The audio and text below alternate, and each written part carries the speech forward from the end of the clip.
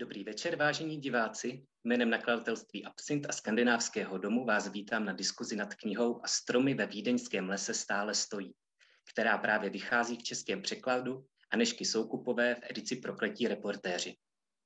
Jsme velmi rádi, že dnes večer naše pozvání přijala autorka knihy, švédská spisovatelka, dramatička a reportérka Elisabeth Åsbrink.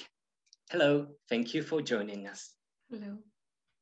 Ještě než s Elisabeth přepneme do našeho pracovního jazyka, kterým je pro dnešek angličtina, taky trochu představím, i když si troufám tvrdit, že čtenářům absintovek už není neznámá. Absint totiž vydal ve slovenském překladu už 2 její knihy. Kromě té, o které bude řeč v průběhu dnešního večera, se jedná o knihu 1947, kterou lze popsat jako biografii jednoho roku. Elisabeth v ní popisuje postupné znovubudování poválečné Evropy, přičemž globálnější perspektivu mísí z útržky historie vlastní rodiny. Tato kniha byla tedy přeložena kromě mnoha jiných jazyků i do slovenštiny a pokud jste ji ještě nečetli, je stále k dispozici jako e-kniha. Přesuňme se však už ke knize A stromy ve Vídeňském lese stále stojí. Její švédský originál vyšel již v srpnu 2011 a od té doby si tento titul můžou čtenáři přečíst například v němčině, norštině, estonštině, slovenštině, od minulého roku v angličtině a nyní i v češtině. Kniha je založena na 500 dopisů adresovaných chlapci jménem Otto Ullmann, který žil do začátku roku 1939 se svojí rodinou ve Vídni. Rodiče Ottovi ještě před začátkem války zajistili útek do Švédska pomocí švédské misijní organizace a tím mu pravděpodobně zachránili život. Rodiče svému synovi vytrvale psali bezmála 5 let, a to až do chvíle, kdy byli na podzim roku 1944 zavražděni v Osvětimi. Kniha vyhrála mimo jiné nejvýznamnější švédskou literární cenu, takzvanou Augustovu cenu, a to v kategorii nejlepší non-fiction roku 2011. A získala i prestižní reportážní cenu Richarda Kapuščínského. Budeme rádi, když nám během diskuze budete posílat své dotazy prostřednictvím komentářů na slovenské či české facebookové stránce Absintu a na Facebooku Škandinávského domu. Jak jsem již avizoval, diskuze proběhne v angličtině. Později ale bude z titulky dostupná na YouTube kanálu nakladatelství. So Elisabeth, let's switch into English now. All right. Let me welcome you here one more time. And let's start talking about your book that was translated into English as And in the Vienna Woods the Trees Remain. You finished the book actually some 10 years ago. How does it feel to return to an already written story after quite a few years? Well, it was translated into English 2 years ago, so I actually had to revisit the book then, working a bit with the translation as well. So, but it's like meeting a younger version of oneself, because I can see, you know, this sentence, I should have written it in another way now.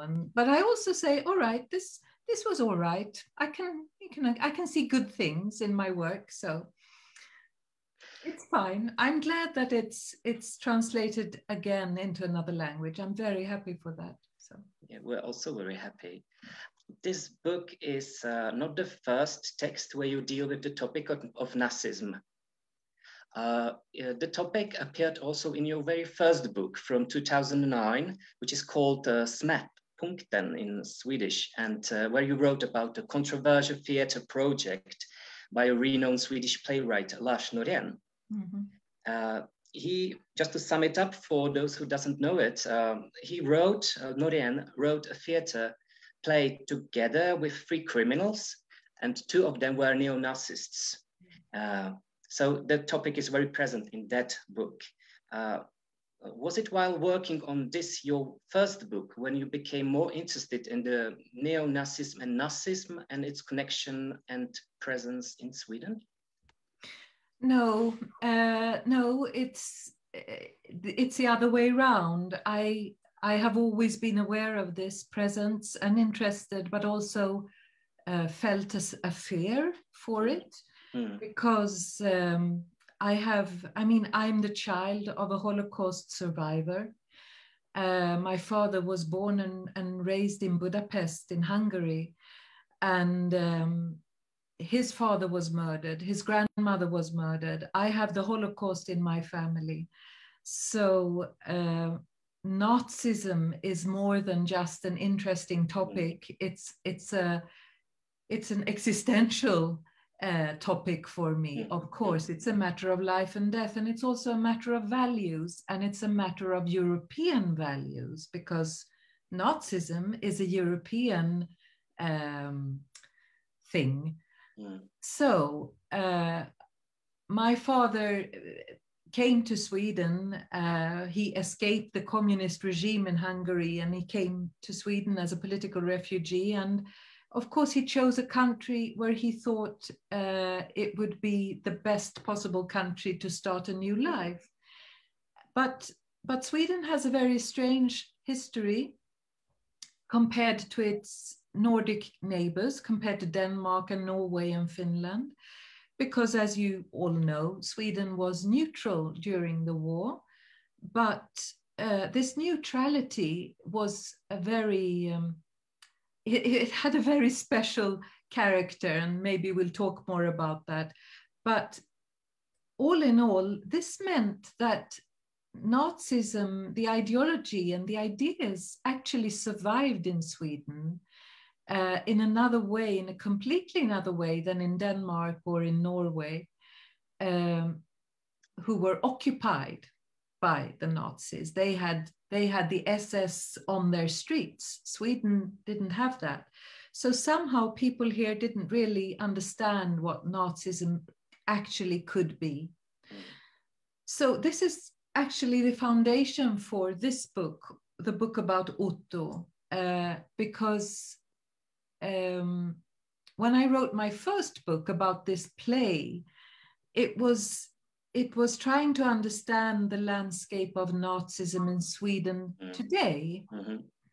But then, of course, I understood it has roots, and I wanted to explore those roots. And when I suddenly received all these letters that are the basis for the book about Otto, this became the opportunity for me to explore something that I had wanted to explore for a long time. Yeah, could you please tell us more about these letters?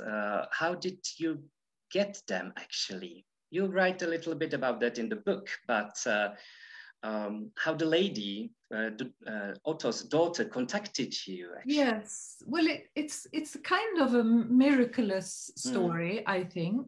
I had written this first book that you mentioned about this play and Nazism in our society, and the moral difficulties for a democracy to deal with an anti-democratic movement. How to deal with that and still remain a democracy. So, and Eva, as her name is, Eva Ullman, she had read this book. And there are some thoughts in this book, the first book, which are very personal, about having a kind of a negative Jewish identity, because I was raised without any religion, or maybe a kind of a Christian religion. But I was told to actually keep quiet about my Jewish inheritance. My mother's particularly, my father never told me, but my mother used to say, shh, never tell anyone. And I discussed this a bit in the book. Eva Ullman recognized this ambivalent. So she contacted me. She made sure we'd meet in a neutral place. And after an hour or something like that, she said, I have, at the time it was a bag from IKEA, the company IKEA. I have a bag with a lot of letters in them. I've never read them. They're in German, she said. I don't speak German, so she didn't know what there was. But it was letters that she had received from her father when he was dying on his deathbed. she had taken care of them. She had always known that these letters existed. They were like a secret, a painful secret, but no one in the family had ever read them. And then she told me some things. She told me that her father had been born and raised in Vienna, assimilated Jewish family. He was completely assimilated. He had pork. They celebrated Christmas. He was into football. He was going to be a doctor or a lawyer. His father was a sports journalist. They loved football and all the other sports. And then suddenly Anschluss, Hitler, persecution. So these parents, they decided to save their only child first. So they managed with great difficulty to get him to Sweden. He was 13 years then, 13 years old. And the meaning, they were thinking that they would join him somewhere afterwards. And until they were reunited, the family, they wanted, of course, to keep in touch. So they wanted to send him one letter every day. And Otto, this Viennese city boy, he came to Sweden, to the countryside, and life was very difficult for him. And he received these letters from his parents and he kept them. And one day the letters didn't arrive anymore. And he just kept the letters, never read them, never opened them, but kept them. And that's how they were when Eva took them and said to me, "Do you want these? Do you want to write a book about this?" And I said, "No, I do not want them." You know, almost pushed her away. Why not? Was it too maybe personal for Yes. you to dig in their family history? Absolutely. I was terrified, because I understood that it would mean I had to go into the subject of the Holocaust. And really, I wanted to avoid it. I still, at the time, was very influenced also by this, my mother's telling me I should never expose that I was Jewish. If someone asked me if I was Jewish, I got anxiety, I got heartbeats, I got scared. So this was a very sensitive subject in all ways. And also writing about the Holocaust, it's not happy days, it's a terrible subject. So I said no. And then in several weeks or even a month, I kept on thinking about this boy all alone in Sweden and his parents all alone in Vienna, and these letters that went from them to each other. And I couldn't stop thinking about it. So I contacted Eva and said, all right, I'll give it a try. I'll do my best. And then I had to find a translator for these letters because it was difficult. They were, first of all, handwritten, but also they were written in a style that I needed an old person to interpret the handwriting, because I showed it to a young person and she couldn't see what the handwriting was old-fashioned. So finally I found an old Austrian man living in Sweden, and he came to me every week and he translated these letters very roughly so I could understand what was going on. And it was 524 letters. And yes, that became this book. We'll get into the writing process a little bit afterwards, but there is another storyline as well. There is another story of another person in the book. And the second person is Ingvara Kamprada, the famous, well-known, worldwide known furniture entrepreneur, founder of IKEA. And your book actually sparked a controversy in Sweden already before it was actually published. because it proves on the basis of historical evidence that Ingvara Kamprada actively supported the Nazi or rather fascist movement in Sweden during the Second World War. But his sympathy towards the Swedish fascist Per Engdahl and his ideas were kind of known already in the 1990s. Yes. And Kamprad himself wrote about them in his book about IKEA's history. So I'm wondering, what kind of new information did you actually add to the picture that it sparked so much controversy? Yes. Well, it's very simple to answer that. It was known that he was close to the fascist leader and that he also was involved in the fascist movement. And I wanted to explore if I could find new ties between the anti-Semitic fascist movement in Sweden and Ingvar Kamprad. I wanted to know if the fascist movement had supported IKEA or if IKEA had supported the fascist movement. So I started to check in relevant archives.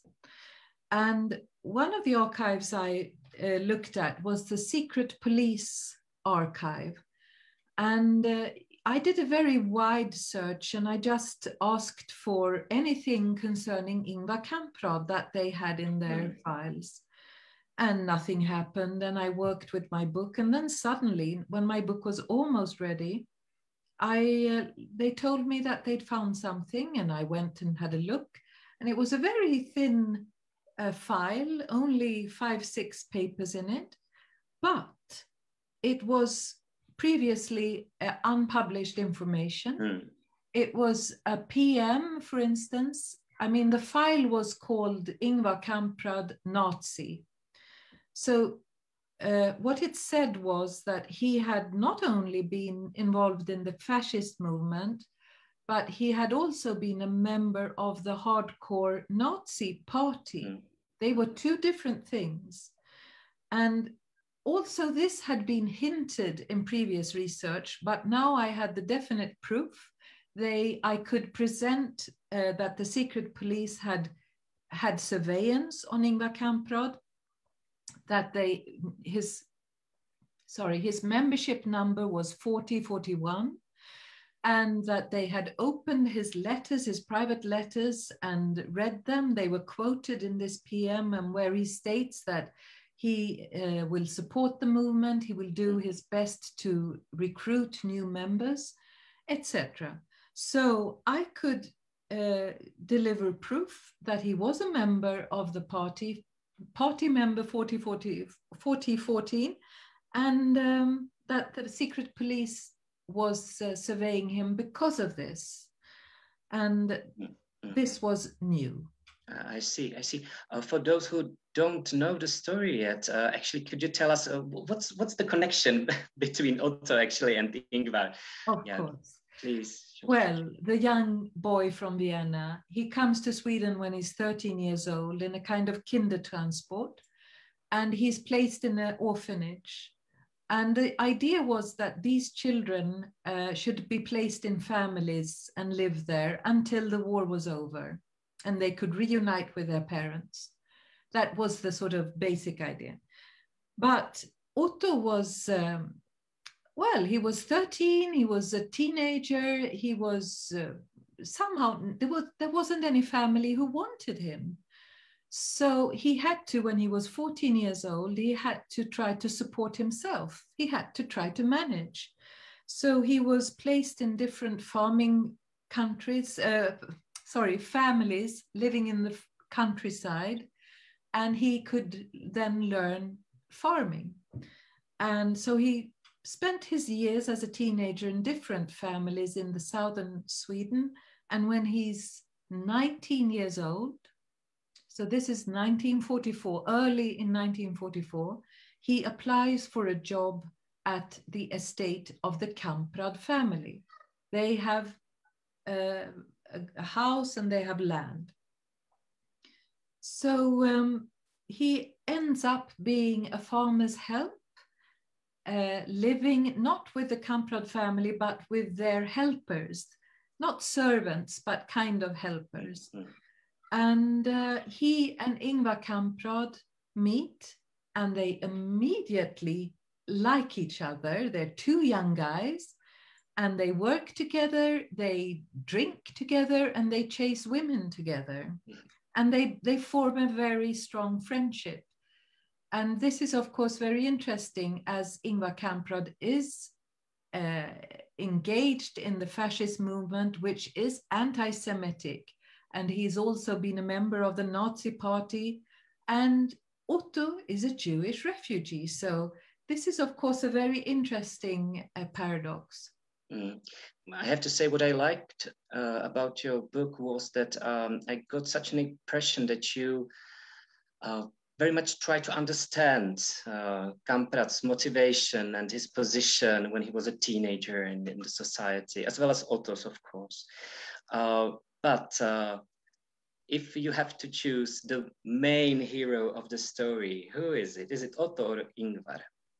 No, it's definitely Otto. This is not a story. This is not a book about Ingvara Kamprada. He's a figure in the book, but this is a story about a child who is his parents love very much, so they try to save him, but he ends up losing his parents, his background, his language, and he becomes, very greatly affected by this rescue action because his parents were never able to leave. So I have a lot of my research, I only had these letters. I didn't have anything else. Yeah, I actually wanted. Yes, I'm sorry. Yes, excuse me, I actually wanted talk too much. No, definitely not. Because I thought that you would say it's Otto. So, I have to ask, like, how hard was it to have a main hero when you only had, and write about him, when you only had his photos, letters addressed to him, but none written by him, only memories of him collected from his children and so on. How hard was it to have such a hero of your book? Well, I try to be as close as I can to the letters because I had the letters from his parents and also from two other relatives.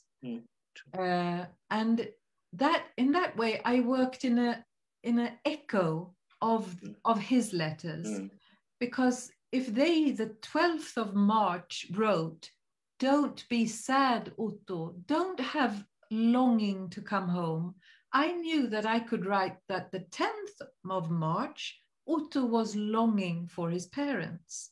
So I could use this information in their letters to describe him in quite a good way, I think. And also, he was a familiar figure to me because my father has a very similar upbringing. Yeah. Now, Otto lived in Vienna, but Vienna and Budapest are cities, as you know, they're like siblings. Yeah, they're from the same family. Yeah. And an assimilated Jew, loving music, loving sports. He was very close to my father, and so I could also use this. And I tested my thoughts on Eva. I said, "This is what I think. Do you recognize your father?" And I tested my thoughts on the other children of Otto because I talked to the whole family and I talked to his widow. So I also tried, could it have been like this? Was he like this? And they confirmed or they said no, and I adapted to that. So, but of course, in the book, there are maybe 50 letters published in the book, but I had 523 letters. So I had quite a good idea of who Otto was as a boy. And also, in a way, I was myself at the time mother to a teenager. And, I'm totally against children's liberation. I think they should stay with their parents always. No, but it was easy for me to imagine trying to save a teenager boy, a boy a child that wants to be close to the parents, but also need to separate. So I was also close to the period in life where Otto and his parents were, I think. I think that you described it very well. Also the feelings, or it really worked with me. It was really like natural. The descriptions and let's maybe talk a bit more about the process of writing of the book, of constructing the world of the past. In the book, for example, we can find passages where you, for example, describe your meeting with a historian who helped you to find missing information about Otto's father, what kind of work Otto's father did during the war. Can you describe those phases, how you worked with the historical material a bit more? Well, I mean, it was an extremely interesting process. I think every book I write is a kind of university for me because I learn so many things doing it. But I wanted, of course, to describe the Sweden that Otto came to. I want to describe the background for Ingvara Kamprada. I'll just mention this because, of course, it's no coincidence that he was drawn to the Nazi ideas or the fascist ideas because his father and his grandmother were Nazis. They came from Sudetenland and his grandmother was an immigrant. So this is also part of the background. But then we have these letters. And the letters are, to begin with, written by Otto's father. He's a journalist. He's very good at writing. He has a typewriter, but then Jews are forbidden typewriters. So he starts writing by hand. And then things happen. He gets, he has to work. Jews were taken to forced labor. And then it becomes Otto's mother who writes. And she's not as good. She's very tender and loving, but she's not really a letter writer. So in the late stages of their existence in Vienna, she writes the very short letters, and she says time and time again, she says, your father sends his love, he'll write when he's not working. Your father sends his love, he'll write when he's awake, but he has to rest now, he works so much. But nowhere does it say what Otto's father was doing in Vienna 1942. What did a Jew work with at the time? I had no clues.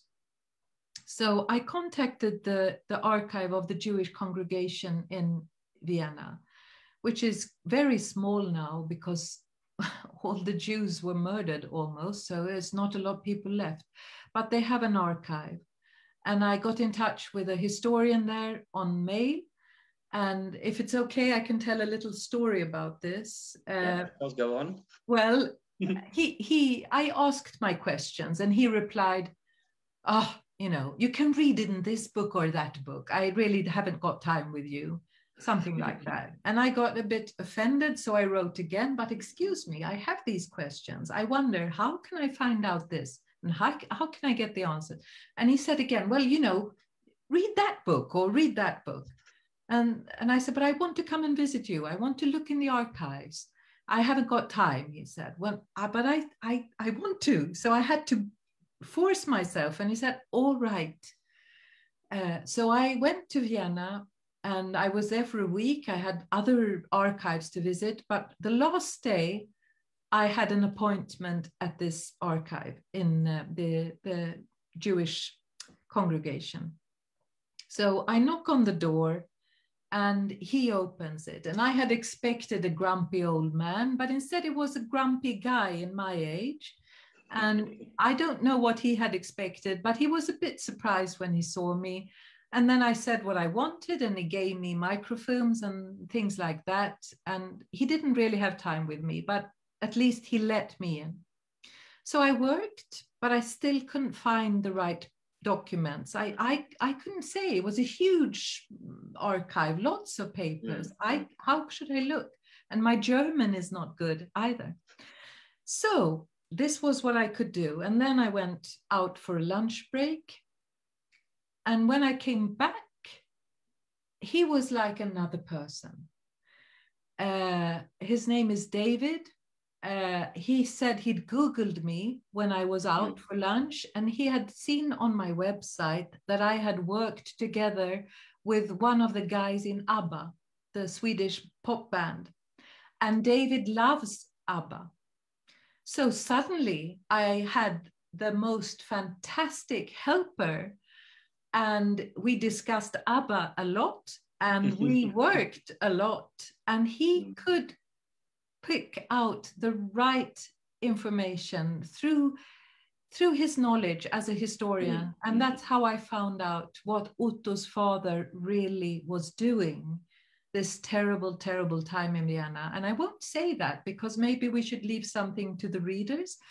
But David, the historian, is a good friend, and we've kept in touch since then.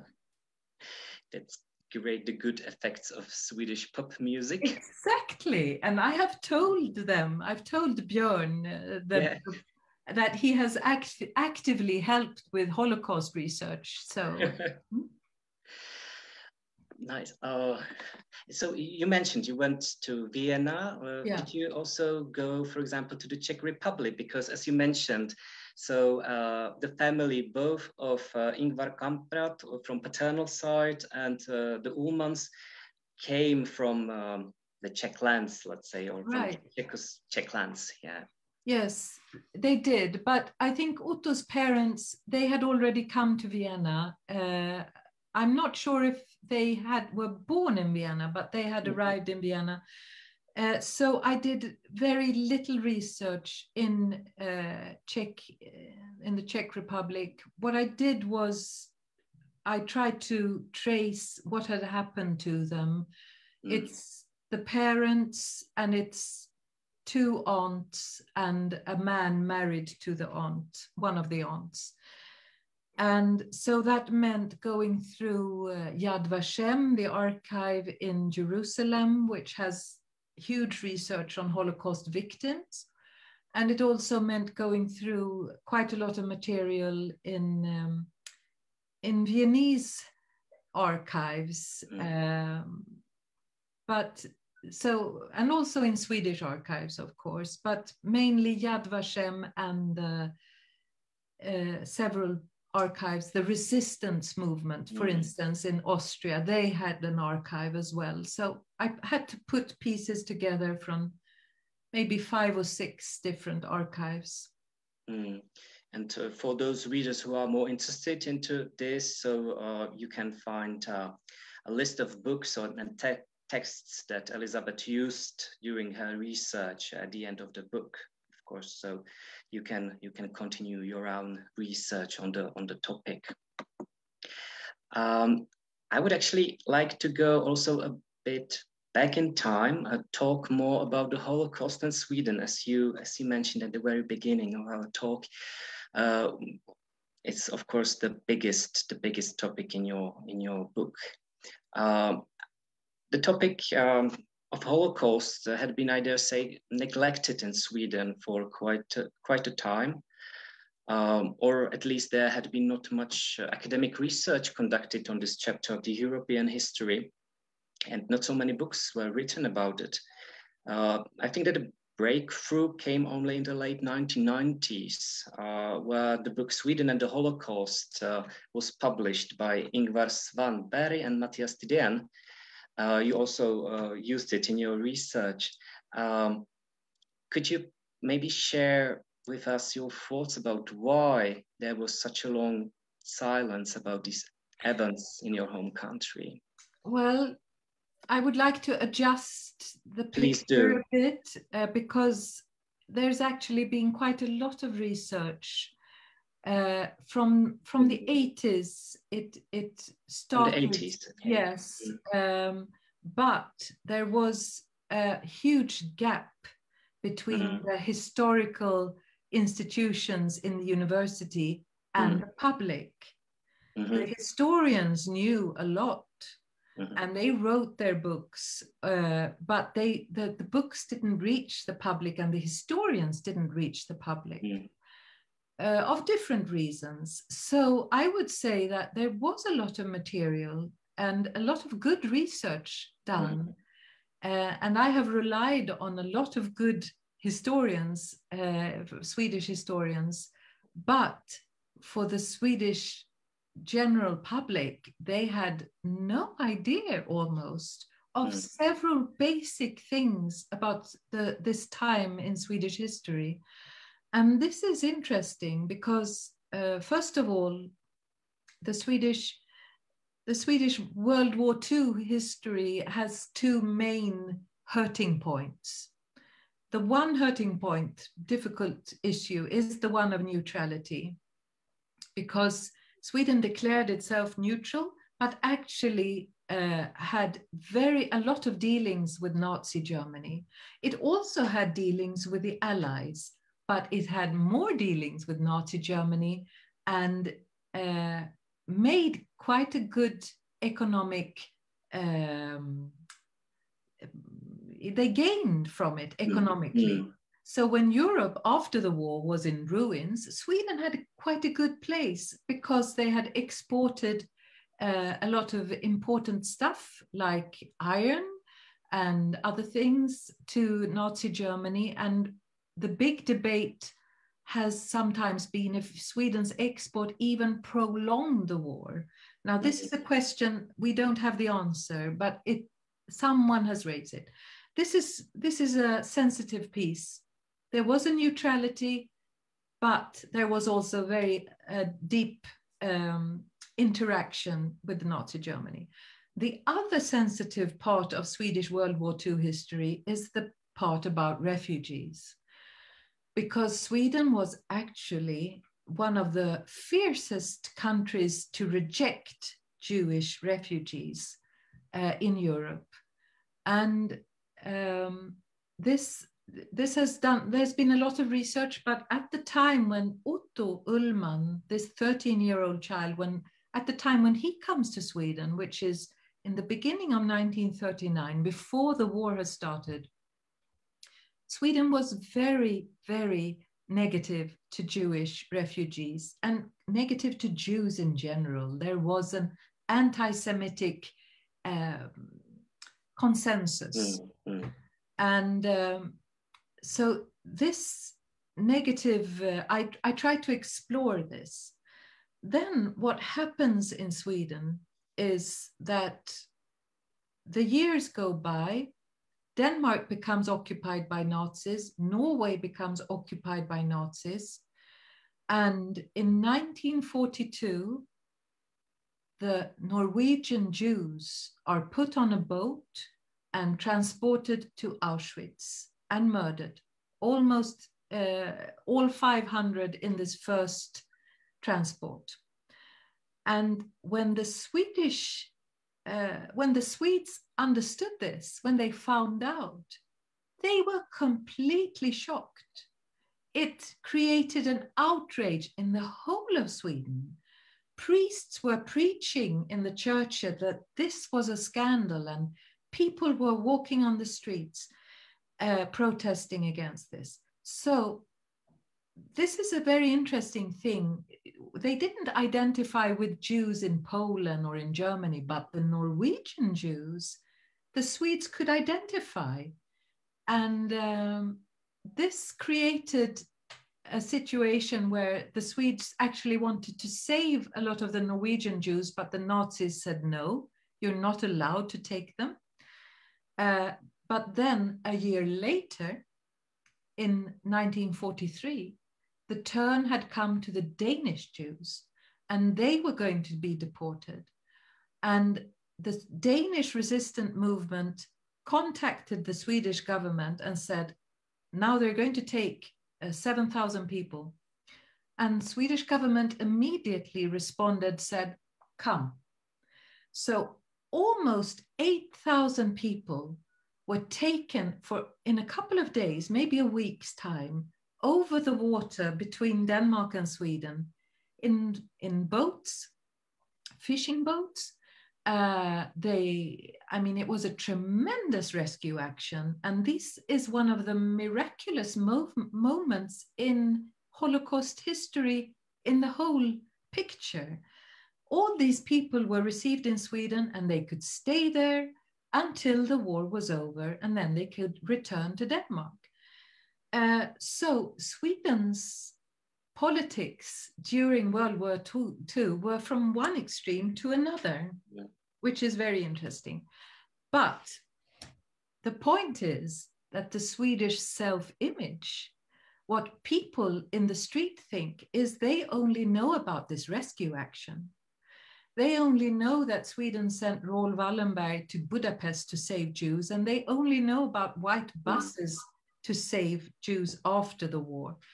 This is misinformation. Sweden had a totally different policy before 1943. And I write about that. So when my book was published, this book was published, people came to me and said, I don't recognize Sweden. Are you writing about my country?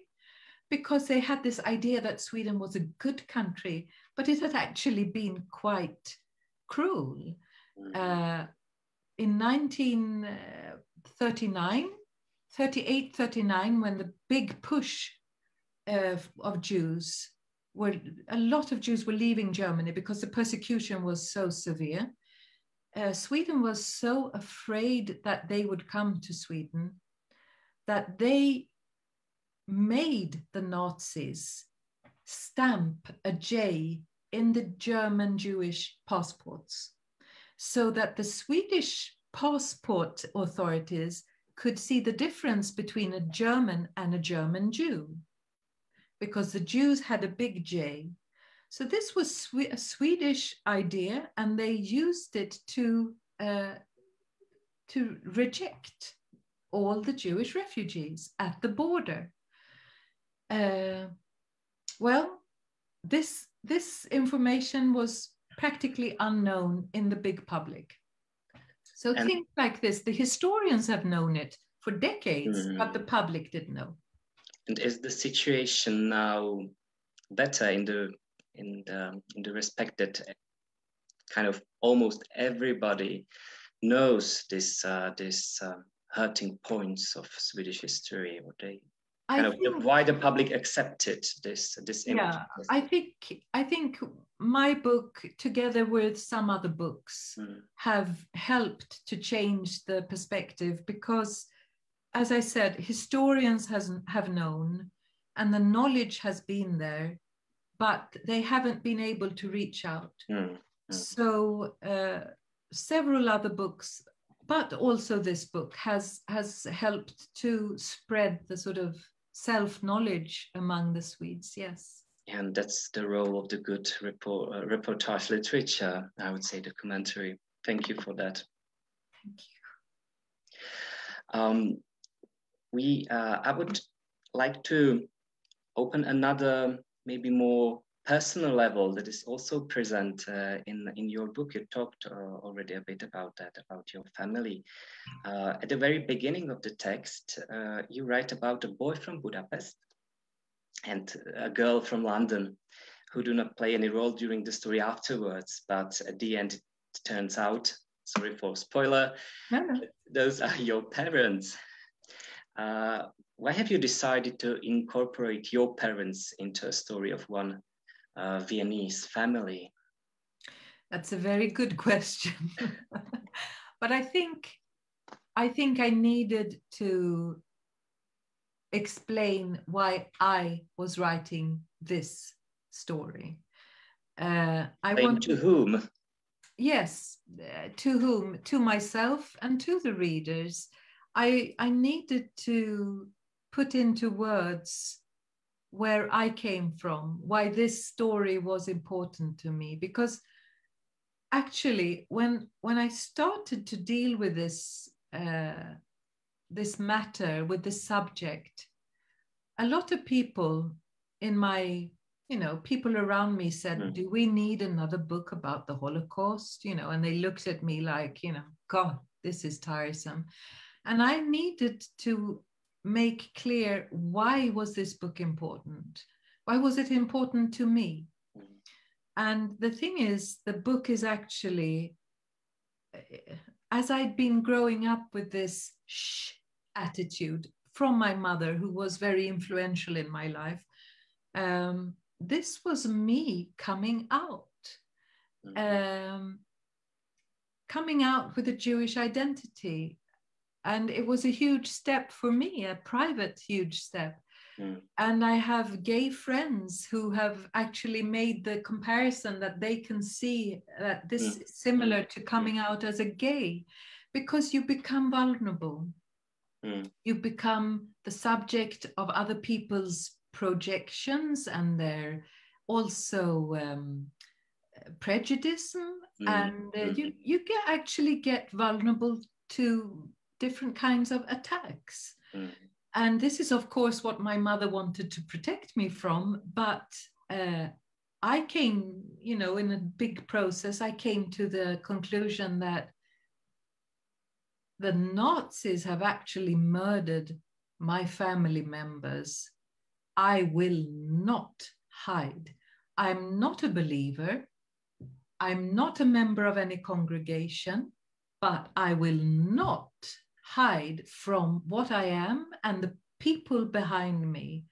I will never hide from that and never keep it away, because this is the European history. And there are so many like me out there. And after this book, I got waves of letters from people who have been keeping it a secret all their life, that they have a Jewish background. They bleached their hair, they have Christian birth Christian certificates that they were baptized. I was baptized in a Christian church in Sweden because my mother was afraid that I would be identified as a Jew. So this was a part of the story. This was important to state that this is my position. Yeah, the situation of Jews in Sweden, there could be another discussion about this topic, but maybe to have it more positive, still, last autumn you published a book dealing more with your family's history, am I right? Yes, that's right. Yeah, I write about my mother's history there. Could you tell us more about it? So it's some kind of a stage of your coming out, as you called it, or the final stage that you write openly about your family. Yes, something you wanted during. Yes, one could say that. It's also a deeply personal book. Sometimes I think it was too personal to write, but now I've written it.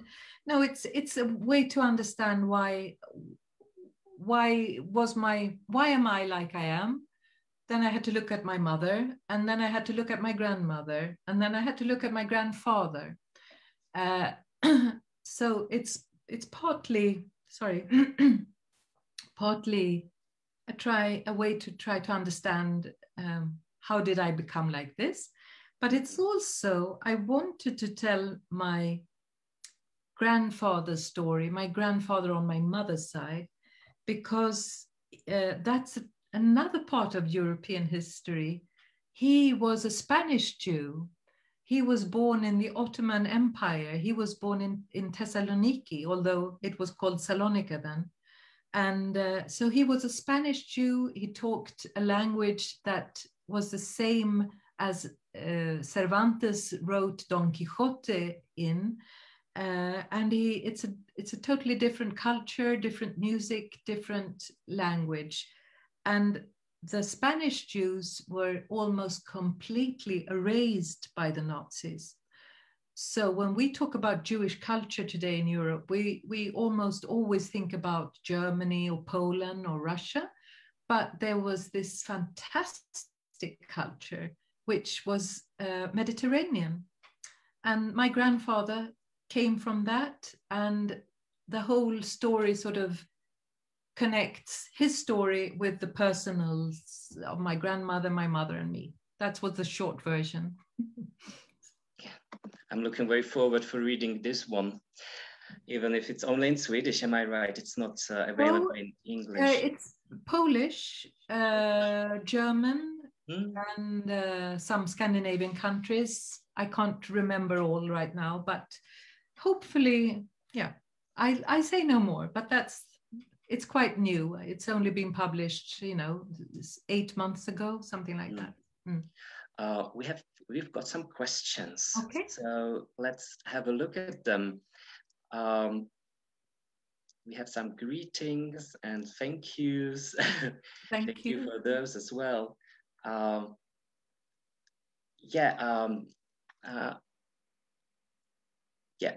One of our listeners says, I just wanted to ask if there is any museum in Sweden that can bring this part of Swedish history, meaning the Holocaust, closer to the Swedish public. Thank you. That's a fantastic question, because the Swedish government has actually just a couple of months ago decided that there should become such a museum. There's been a long debate, but there will be a museum. I'm not sure what it'll be, but there will be something. We have a lot of survivors in Sweden with their personal stories from all over Europe. My father is one of them, and everyone thinks it's important to try to save these stories in different ways, and also see Sweden's role in this context. Are you somehow involved maybe in this activity or in other Jewish activities like in Sweden? Well, no, I was a bit involved in the government needed to explore what could a Holocaust museum be. So I was part of a 20-person big expert group. We were called experts. I'm not sure what I was an expert in, but I was there. And so in that case, in that part, I was a little bit a part of it. And then as I say, I'm an atheist. I'm not a member of any congregation, but I do work with a platform which I'm very proud to be a part of, which is called Jewish Culture in Sweden. And we have a very strong net presence as well, where we conduct talks about things that we think are Jewish culture. It can be science fiction, it can be democracy, it's a very wide spectrum. So we're in YouTube, and we have a website called Jewish Culture in Sweden. So I'm involved in that. Yes, so our listeners can find it on Facebook and everywhere. So if you just Google it, and for the ones who are interested in that.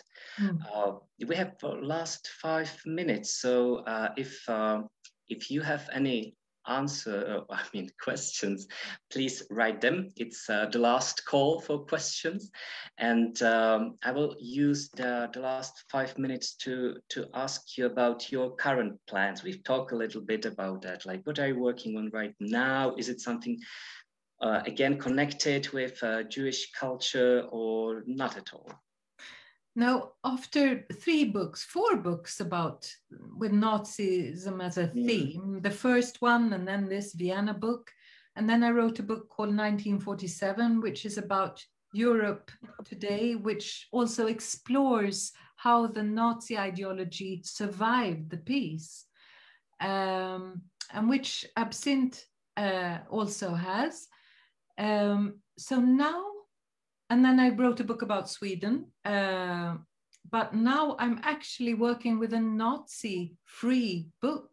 There's not one single Nazi in it, which is very nice, actually. I'm writing a biography of a Swedish writer, a woman writer, and it's about her short and dramatic life. It's about literature and sex and death. So basically everything included. Everything that matters, exactly. Okay. If nobody has any more questions, as it seems, so I would say, Elisabeth, a big thank you for joining us. Thank you. Tonight, and I hope that we will see each other next time, maybe in the Czech Republic. I would like that very much. Thank you. A vám, milí diváci, poděkuji za pozornost, taky za dotazy, za komentáře. Přeju vám strhující čtenářský zážitek s knihou v nakladatelství Absint a stromy ve vídeňském lese stále stojí. Pěkný večer, nashledanou.